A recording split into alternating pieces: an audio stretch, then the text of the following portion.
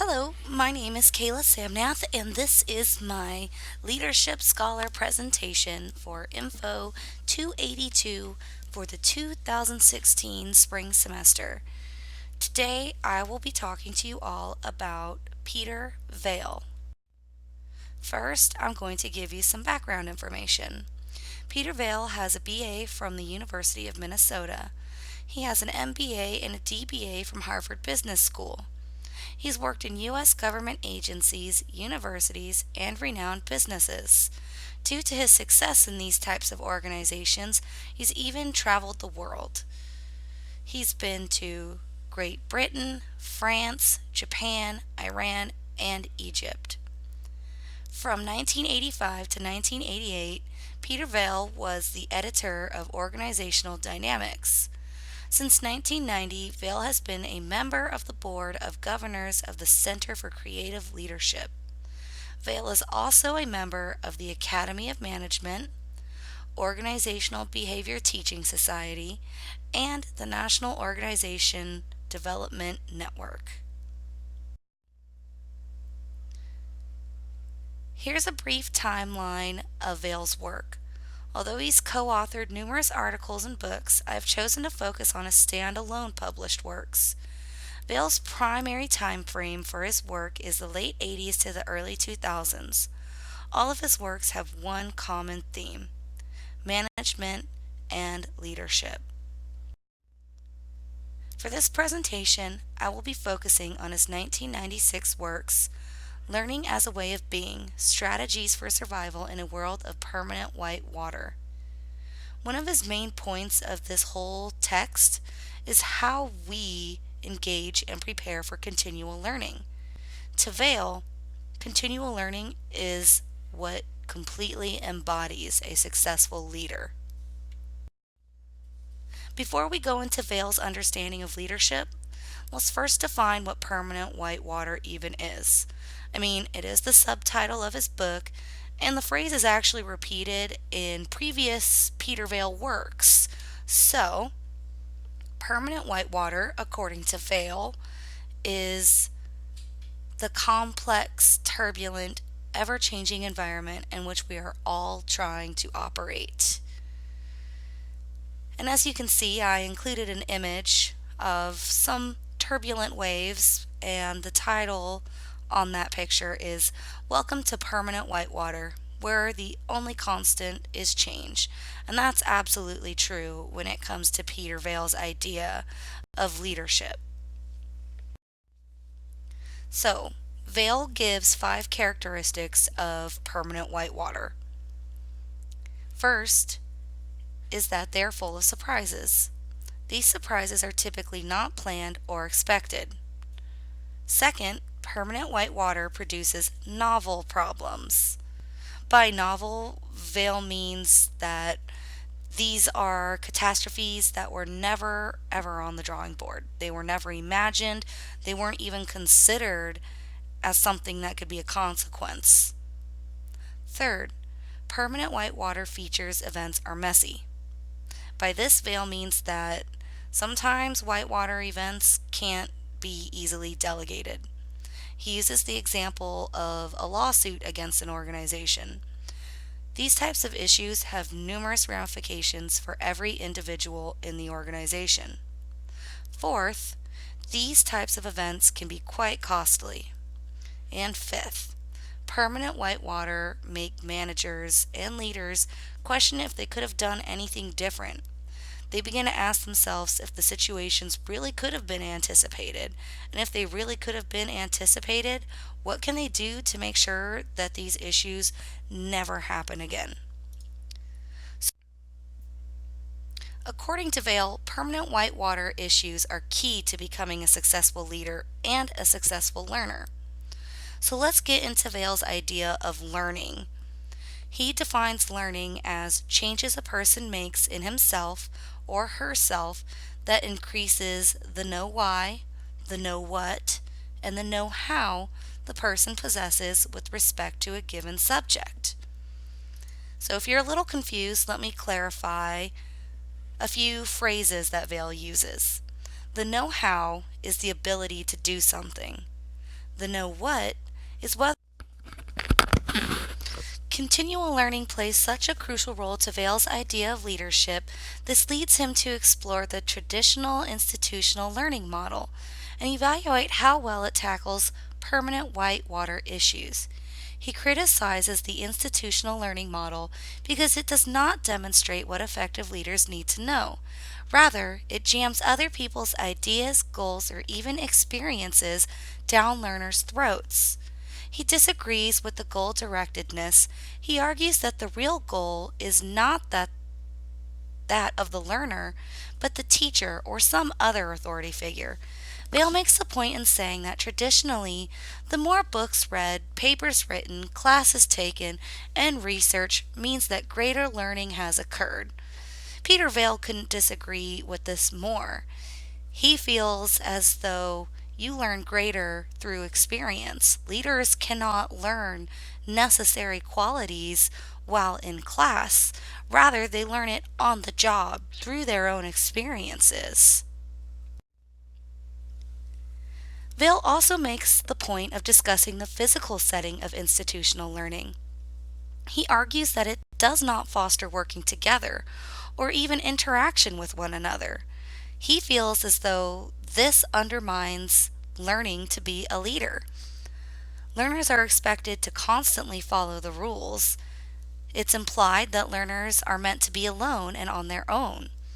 The reason why everyone is there is to learn the material of the course, not to work with one another, not to communicate effectively, but essentially to listen and regurgitate what the instructor feels is the most important work that the student needs to know.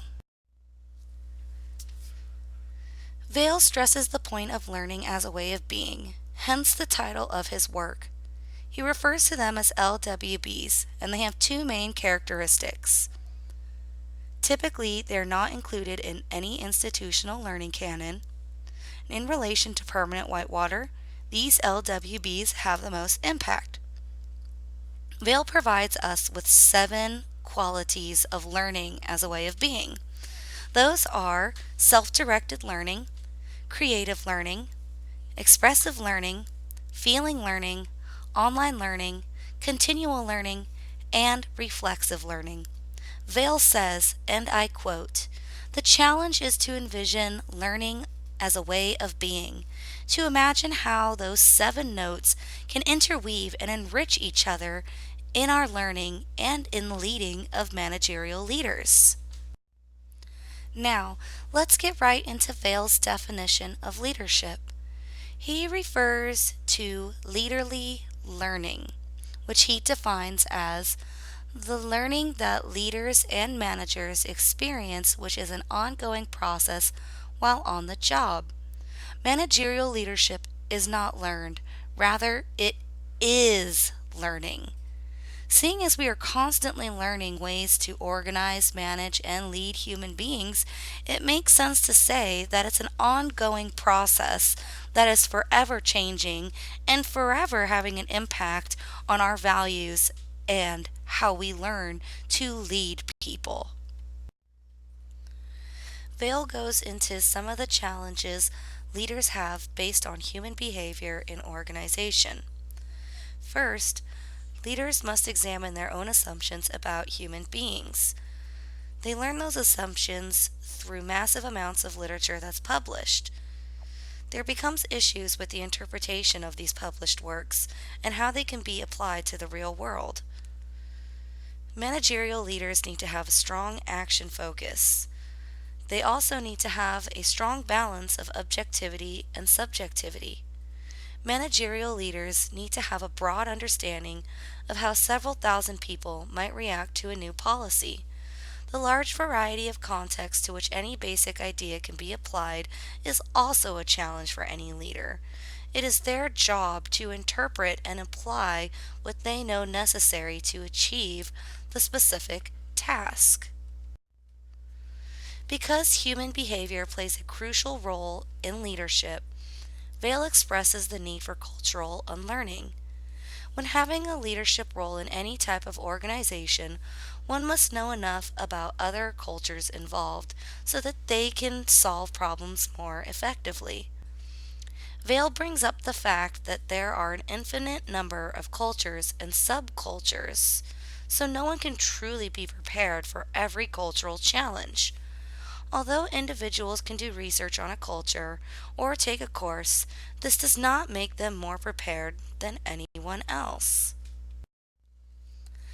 Vaill offers his readers a few methods for cultural unlearning. These methods are meant to give learners a grasp on understanding how things can be taken in or out of context. I quote Vaill when he explains that the work required is work we do on ourselves in relation to our own familiar cultures. Remember Vail's attack on institutional learning? Well, here Vaill is doing it again. He says that institutional learning is misleading because it tells us that we do not need to focus on ourselves or our own culture. Rather, we should 100% be focused on other cultures. Here, Vaill explains that the best way to understanding another culture is to look at your interpretations of your own culture and the way that it interacts with the others. That can lead to greater means of communication. One interesting point that Vaill makes is linguocentrism, and that is the right to judge the adequacy of another's attempts at speaking a foreign language. Although this may seem a little silly to laugh at someone or to criticize their use of a foreign language, it's not meant in that way. It's not meant to be critical or mean spirited. Rather, it's to help us understand the context and what we're saying. It's to help us have a deeper understanding of that language and its impact on both our own cultures and said culture that we are attempting to understand or communicate with.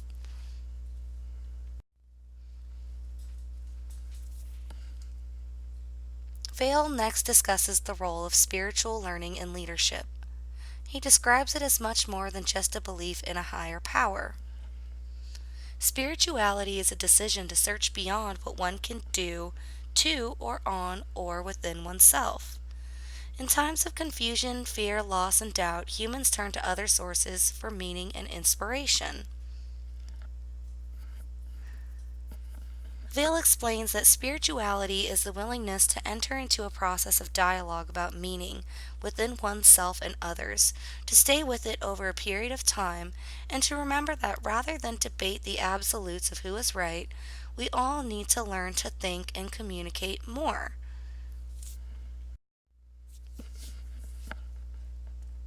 Managerial leaders are the ones who have to help others through times of permanent white water.